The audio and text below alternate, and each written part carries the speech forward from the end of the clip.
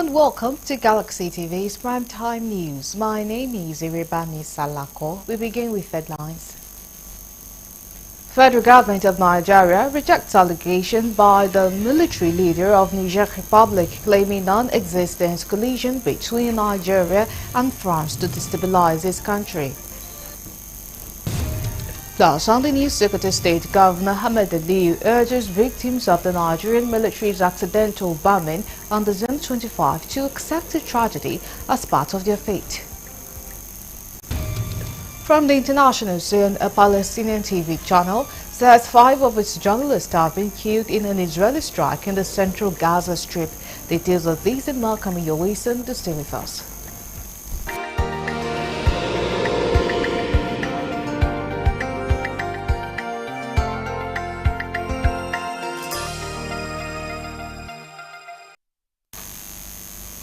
Many thanks for joining us at the start. Now, details of the news. The federal government of Nigeria strongly rejects allegation made in a viral video by the military leader of Niger Republic, General Abdurrahman Chiani, claiming non-existent collusion between Nigeria and France to destabilize his country. In a statement released on Thursday, Mohammed Idris, Minister of Information and National Orientation, said such claims exist solely in the realm of imagination, as Nigeria has never engaged in any overt or covert alliance with France or any other country to sponsor terrorist attacks or destabilize the Niger Republic in the wake of the undemocratic change in the leadership of that country. Nigeria's armed forces, in collaboration with partners in multinational joint task force, are succeeding in curbing terrorism within the region. It is therefore absurd to suggest that Nigeria would conspire with any foreign power to undermine the peace and security of a neighboring country. According to him, neither the Nigerian government nor any of its officials has ever been involved in arming or supporting any terror group to attack Niger Republic, and no part of Nigeria has been ceded to any foreign power for subversive operation in Niger Republic. He reiterated government's full support to senior Nigerian government officials for their untiring commitment to fostering peace and security between the government and people of Nigeria and Niger, and for their efforts towards stronger cooperation in the ECOWAS region.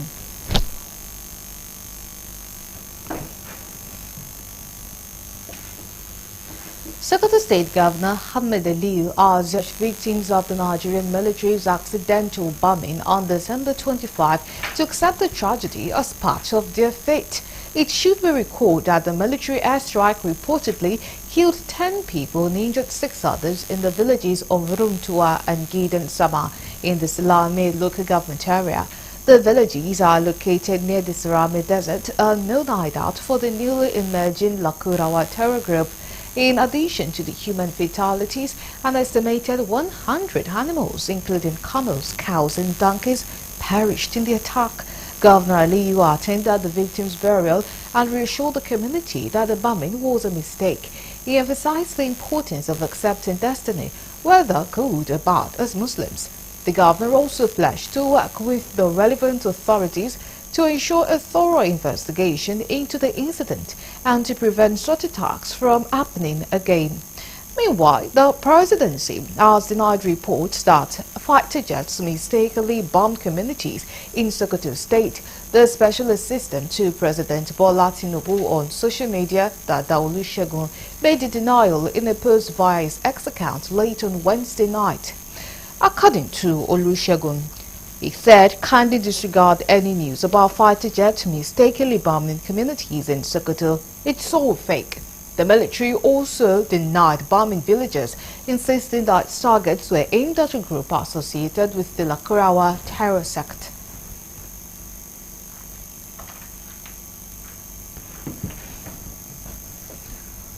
Governor Ademola Adeleke of Osun State has granted pardon to 2 young men and Segun Olowokere and Sunday Murakiyo, who were convicted of stealing a fowl.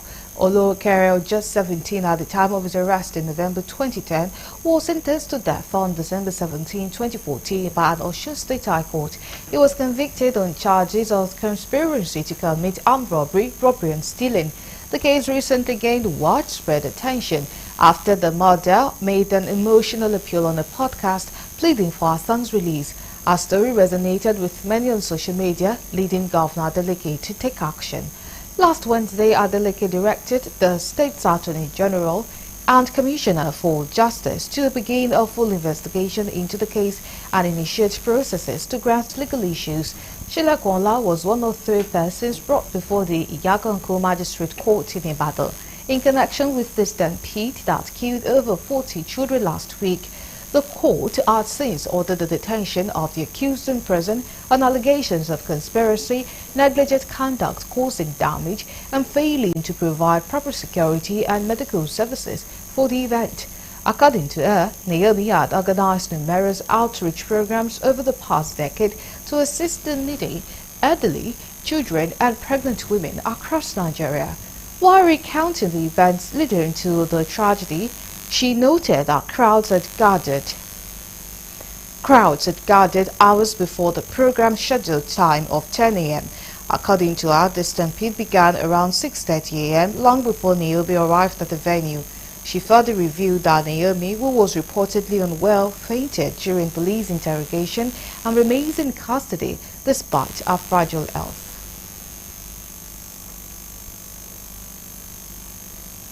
The Federal High Court in Lagos, presided over by Justice Yelin Bogoro, are sentenced 4 drug lords linked to Nigeria's largest ever cocaine seizure of 2.1 tons in Ikorodu, Lagos, to a combined 28 years imprisonment with hard labor. The convicts include Sojuju Builoke, 71, 5 years imprisonment with hard labor; Wasiu Akande, 55, 3 years imprisonment with hard labor; Emmanuel Arinze Chuko, 67, 16 years imprisonment; and Calvin Christopher Smith, a 44-year-old Jamaican, to 4 years imprisonment with hard labor. The court also ordered the forfeiture of assets linked to the convicts, including a Toyota Tacoma SUV, $50,000, 55. Chief of Army Staff celebrate festive season with sick and wounded soldiers in action, assuring them that their sacrifices would not go in vain. Details of that and more coming after the break. Do stay with us.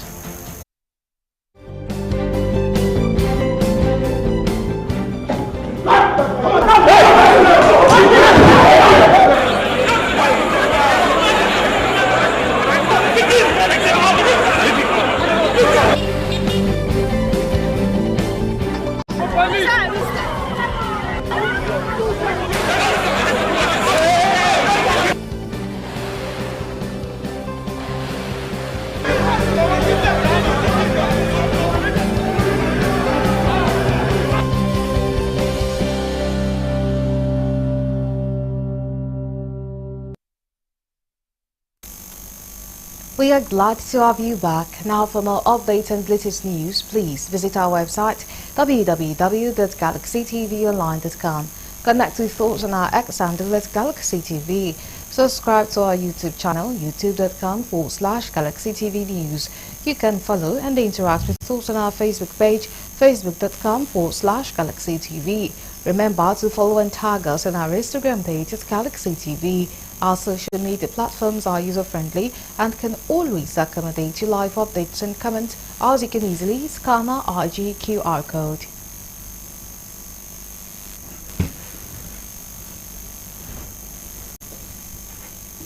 As the year 2024 winds up a few days from now, the year has no doubt witnessed unprecedented development, either negatively or positively, particularly with the impact of a result of subsidy removal.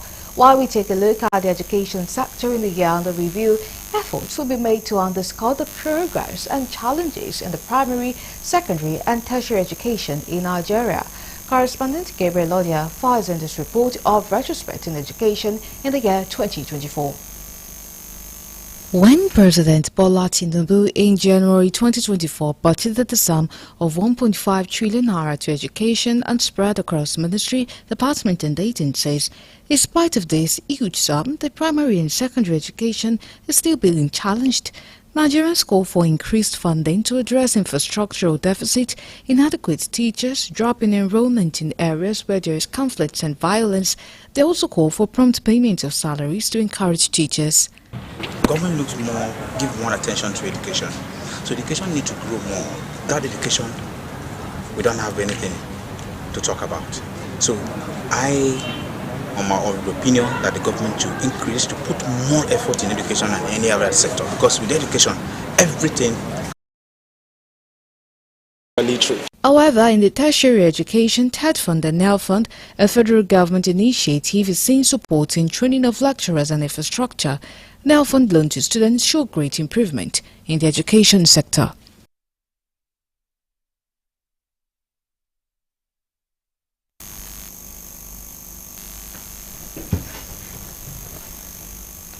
The Chief of Army Staff, Lieutenant General Olufemi Oluyede, has celebrated the festive season with the sick and wounded soldiers in action, while assuring them that their sacrifices would never go in vain.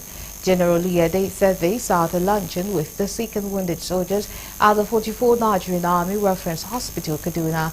The Chief of Army Staff assured that the welfare of officers, soldiers and their families, including the injured and those who lost their lives, remained their top priority.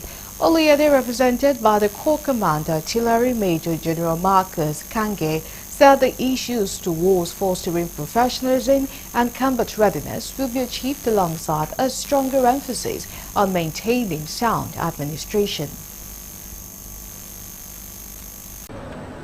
Appreciate the sacrifices you have made.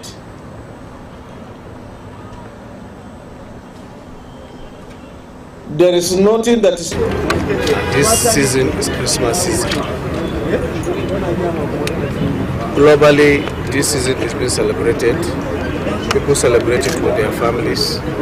They travel from one place to the other. They visit relations. But here are some of our soldiers that are wounded from the theater. They are here in the hospital. They cannot move from one place to another and visit their families. And so it will be a moral booster for them, for us, their commanders, to come and identify with them on this occasion. Eat with them. And you can see some of the officers, including myself, the Chief of Army Staff. The Nigerian military has sought the support of Nigerians in the fight against insurgency, banditry and all forms of criminality in the country. This was made known by the Chief of Civil Military Relations Defense Headquarters, Rear Admiral Idi Abbas, at a concert in Kaduna as part of non-kinetic line of operations. Fielding questions from newsmen, Olivia Adam found a tribute to our Troop Foundation, said the event, which brought the Barra community and outsiders together, was to emphasize the need for respect and honor for the armed forces of Nigeria. She added that the gathering was to reinvigorate and improve civil-military relationships while calling on Nigerians to embrace the path of creating a sustainable, healthy relationship with the armed forces. Also, popularly Nigerian musician known as Daddy Shoki, who wore military regalia, told newsmen to learn how to honor and respect the armed forces of Nigeria. We are here as a people who feel there should be an improvement in the civil-military relationship. As such, we call out on every Nigerian to embrace the path of creating a sustaining and healthy relationship with their armed forces. The truth is, these guys have given up their freedom, they've given up their homes. You will see the joy when they saw me. You see, sometimes you will not understand as a popular person. You will not know the way people feel. When they look at these people, somebody call my name. You can see. These people some of them have been calling my name for over like 30, 35 years ago. And the industry is always with me. And by the grace of God, I'm coming.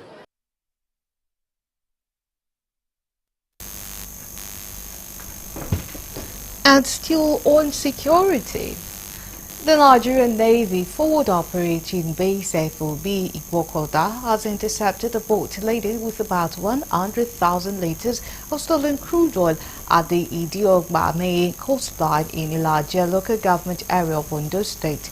Captain Ali Usman, the commanding officer of the base, made this known to journalists on Thursday during an assessment visit to the site. Usman said that the naval team acted on credible intelligence and deployed its quick response team. He said that the team intercepted the wooden boats with the stolen crewing machines. The commanding officer said that the perpetrators of the crime fled on site in the response team. He said that the team intercepted a large wooden boat laden with about 100,000 liters of stolen crude oil alongside associated accessories such as discharge hoses and pumping machine.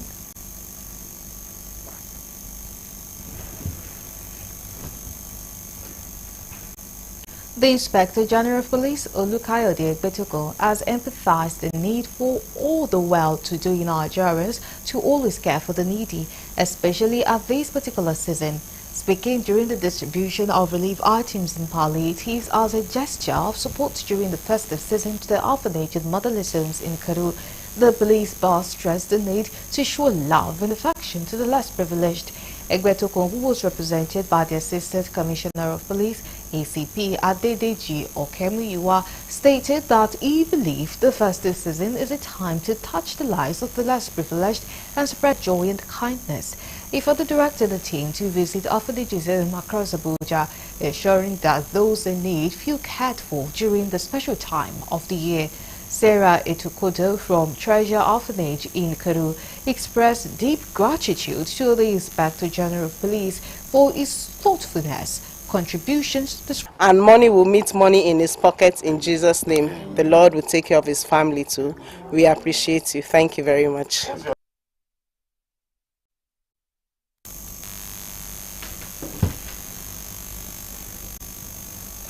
The police in Anambra State says it has arrested a notorious kidnapper and armed robbery suspect who has been on the wanted list of the command.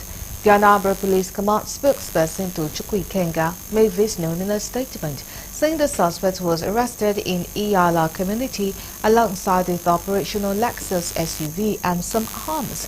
The suspect, identified as Pablo Mamo, was trailed from Yeli in Delta State before he was tracked to Iyala in Anambra State and arrested. The Anambra Police Commissioner CP Nagil Bono, while commending the synergy between the security operatives and the vigilance of the public in providing intelligence, emphasized the importance of continued collaboration to ensure safety and security to all residents during and after the festive season. Still on security, the Kano State Police Command has arrested the primary suspect responsible for the surge in violent barber clashes between youth from Kofamata and Zango areas. The spokesperson for the command, SP Abdullahi Aruna, confirmed the arrest in a statement released on Thursday. According to the police, Jamilu was identified as the mastermind behind the escalating tensions and street fights between rival youth groups in the area. During preliminary investigation, Jamilu reportedly confessed to spearheading the fighting, which led to the arrest of another suspect, Umar Garba, 32, also from Zango Cutters, who was found in possession of sharp long knife. Both suspects have been transferred to the Command's Criminal Investigation Department for further interrogations and will face prosecution upon conclusion of investigations. In response to the escalating violence, the Commissioner of Police, CP Salman Dogo Garba, appealed to local residents to support the police in restoring peace. He urged their commitment to returning annually to felicitate with the children, noted that the cost of living has deprived many children of qualitative care and love. She encouraged both the government and individuals to embrace generosity, emphasizing the transformative power of selfless acts. Our message resonated with the idea that kindness begets kindness and urged Nigerians not to relent in their charitable efforts. I should just help the society, because if you can see, there is hunger in the country. People are really hungry. So if government, within I've been saying it, if they can subsidize, if everything, they don't do it, when it comes to food, if they can subsidize it, because they said hungry man is an angry man. If you have, you should endeavor to spread it. Let it cut across the less privileged. Let them have the field of the season.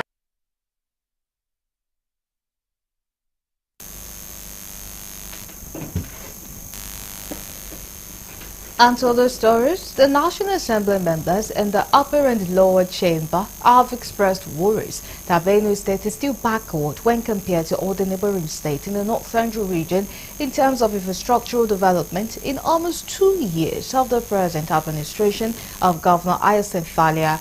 The senator representing Benue North-East Senatorial Zone Party ZAM, an honorable member representing Kwande Ushongo Tesilwo, in a meeting of APC stakeholders in Makadi, called on the governor of Benue State to justify the enormous resources the state has received with visible projects.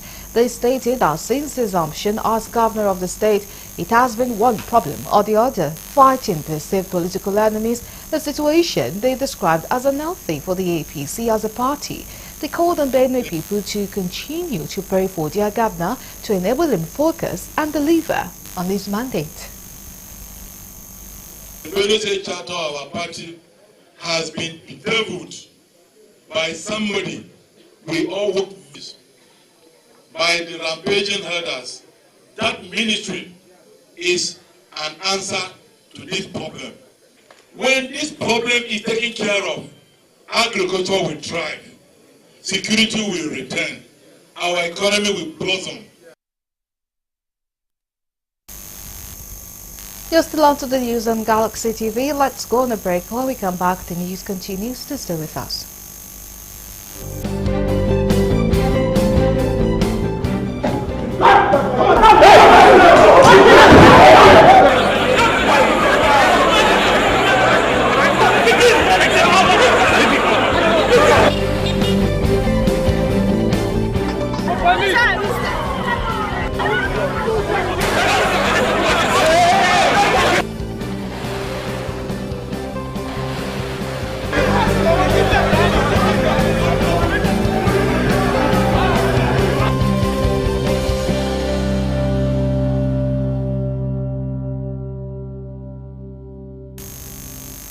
We are glad to announce worth millions of naira have been destroyed following a fire outbreak that occurred at the office of the Federal Institute of Industrial Research near Kapa bus stop in Oshodi, Lagos.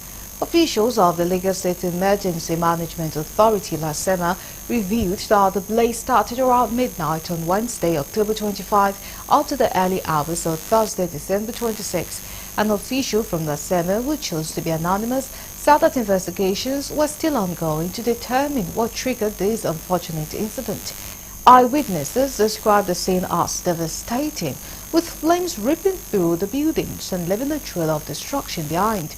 A local resident said that the fire seemed uncontrollable at first, but the fire service teams have been relentless in their efforts to contain it. Authorities are taking measures to prevent the fire from spreading to nearby offices and buildings.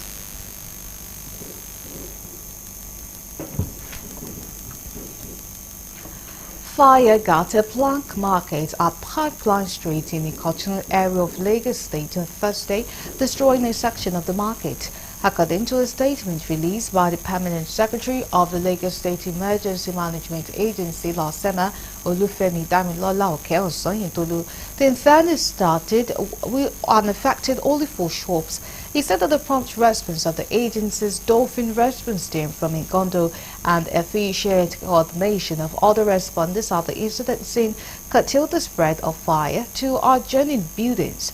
The LASEMA Permanent Secretary noted that preliminary investigations could not ascertain the cause of the fire as at time of reporting the incident. He also disclosed that there was no loss of lives and no injuries were sustained as a result of the incident. However, LASEMA confirmed that the fire ignited as a result of overheating of a generator in operations. The fire was also curtailed and there was no loss of life due to the incident, and no injuries were sustained.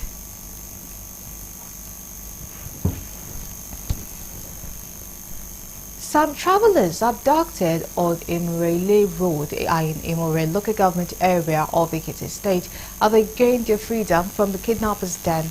The victims who were traveling in an 18-seater bus were abducted on Sunday night by gunmen while returning from Onitsha in Anambra State to Ado, the Ekiti State capital.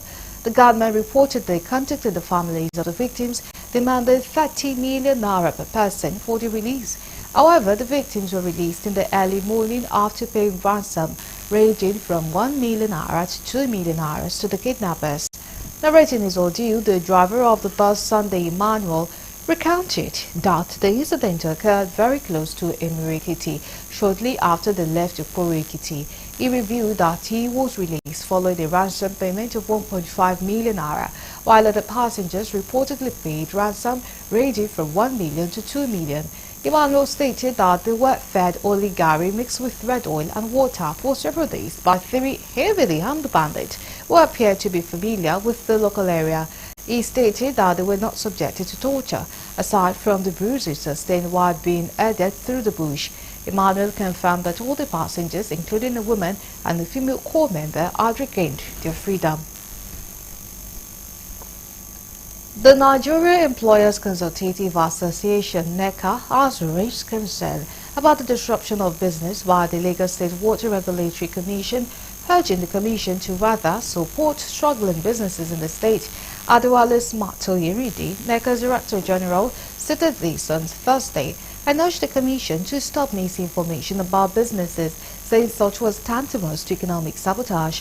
These followed the purported closure of the factories of some major manufacturing companies in Lagos by LASWACO on allegations of non-payment of water abstraction levies.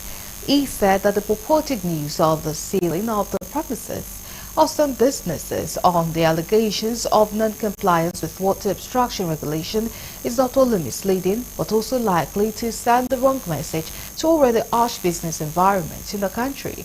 He said it was expected, therefore the Commission would be innovative enough to come up with legitimate means to generate revenue.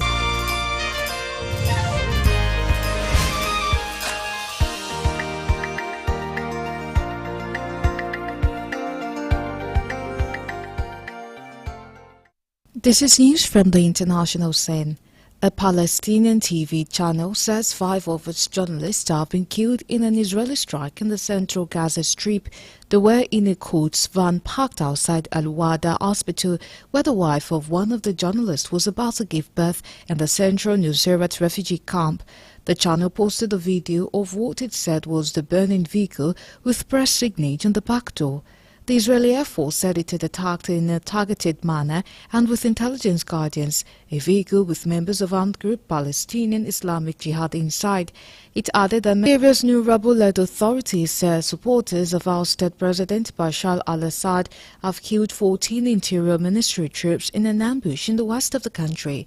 They said 10 other troops were wounded in the fighting on Tuesday near the Mediterranean port of Tartus, a stronghold of Assad's minority Alawite Muslim sect.